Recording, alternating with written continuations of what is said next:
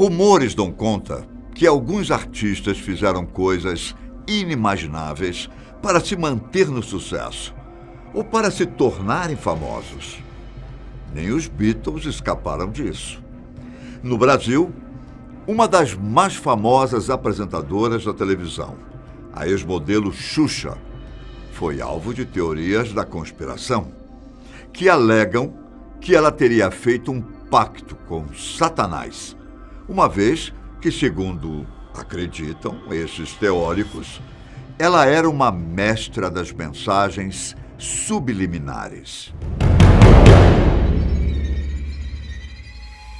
É possível que a rainha dos baixinhos tenha recorrido ao ocultismo e ao satanismo para ter tudo o que conseguiu? Tudo começou no final dos anos 80, quando Xuxa lançou uma coletânea de suas músicas. Na época, os discos de vinil ainda eram maioria. Então, num momento de curiosidade, alguém decidiu girar o disco ao contrário, fazendo com que harmonia e letra fossem ouvidas de trás para frente.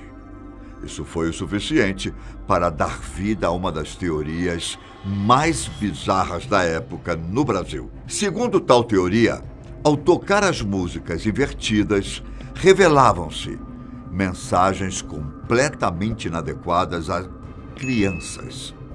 A letra da música Hilarie, tocada inversamente, por exemplo, foi entendida por alguns destes teóricos como sendo uma evocação ao demônio.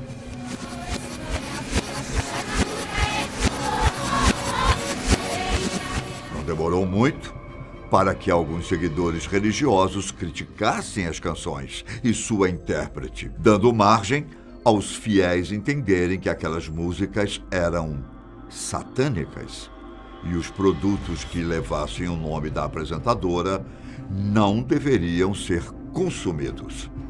Em outra canção, lançada em 1983, a mensagem é ainda mais aterrorizante. A música Doce Mel, quando tocada ao contrário, revelaria a seguinte mensagem: parece que Exu não saiu daqui. E sangue entra na boca como um lanche. Nova era livre e solta na avenida. E sangue, sangue, sangue. Ainda segundo essa teoria, uma outra canção chamada Quem Quer Pão esconderia os seguintes versos: ah, não vai ao céu, fiquei ao lado do diabo. Sou polícia, sou polícia, sou polícia, eu juro. Que é a política, que a política, que a política engana.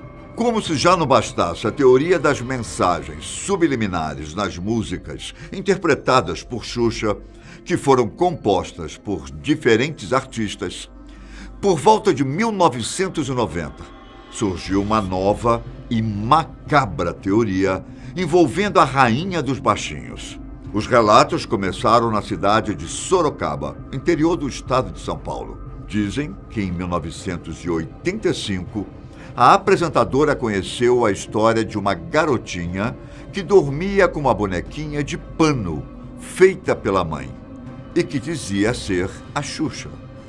A produção, então, decidiu que era hora de ter um produto destinado às meninas. Assim, em 1987, nasceu a boneca da Xuxa. Nem é preciso dizer que as vendas foram um sucesso. E, segundo a lenda, uma pobre menina pediu incansavelmente à mãe uma boneca para ela. Mas como as condições financeiras não ajudavam muito, no momento de irritação, a mãe teria dito: só se o diabo mandar o dinheiro. No dia seguinte, inexplicavelmente, o dinheiro apareceu para a mulher. E antes, ela não ter aceitado e comprado a tal boneca. A história ganhou 2 desfechos. Um deles diz que a boneca foi possuída pelo demônio, enquanto a garotinha dormia. A boneca teria adquirido garras enormes e arranhado a pobre menina. No dia seguinte, a mãe observou manchas de sangue nas unhas da boneca, enquanto sua filha estava em estado de choque. Outra versão é um tanto mais macabra. Além do ataque e dos ferimentos, o demônio teria levado a alma inocente e pura daquela pobre garota, que foi encontrada morta pela mãe. Ainda de acordo com esse conto, a mãe da menina teria levado a boneca para a Catedral de Nossa Senhora da Ponte. E lá, o Monsenhor Mauro Vanilli teria exorcizado a boneca e mantido o brinquedo amaldiçoado, isolado e acorrentado. Uma multidão teria se aglomerado em frente à catedral, a fim de ver a tal boneca. Mas o padre lacrou as portas e disse que aquilo não passava de boato. As histórias de pessoas famosas ou que ficaram famosas fazendo pacto com o diabo vêm de muitos e muitos anos. O inferno mais conhecido da humanidade é o de Dante Alighieri, descrito em sua Divina Comédia. E o diabo mais famoso é Mefistófeles, aquele mesmo que Fausto de Goethe teria compactuado. Mesmo que Dante nunca tenha ido ao inferno e voltado para contar, é impressionante a riqueza de detalhes que ele usou para descrever o lugar mais temido pelo ser humano. Os mais de 14 mil versos da Divina Comédia serviram de inspiração para diversos outros artistas, resultando em dezenas de obras de arte, como o Mapa do Inferno, de Botticelli, ou o Purgatório, de Gustave Doré. A história de Fausto, que se confunde com a realidade, é que ele é um personagem mitológico e literário alemão que teria feito um pacto com Mefistófeles e, em troca de conhecimento, seria subserviente ao demônio pela eternidade. A soberba de Fausto em querer ter conhecimento sobre tudo acabou prejudicando a ele mesmo e encurtando a vida de sua amada e do seu filho recém-nascido. Os fãs do blues, por exemplo, já ouviram não só as músicas de Robert Johnson, como também a história de como ele ficou conhecido. Segundo a lenda, Johnson não sabia tocar e nem tinha dom para o violão. Dizem que, contrariado, o jovem foi até a encruzilhada da Highways 61 e 49 no Mississippi e se encontrou com um homem negro e alto que simpaticamente lhe ofereceu talento musical em troca da alma de Johnson. E foi assim que nasceu uma das maiores lendas dos blues norte-americanos. Lenda não só no sentido literal, como também no que se tornou o nome de um dos maiores cantores de blues da história. Até onde é real ou ficção, no caso de Robert Johnson, ninguém jamais saberá. E existe um filme, já considerado clássico, que retrata a lenda, A Encruzilhada, de Walter Hill, lançado em 1986.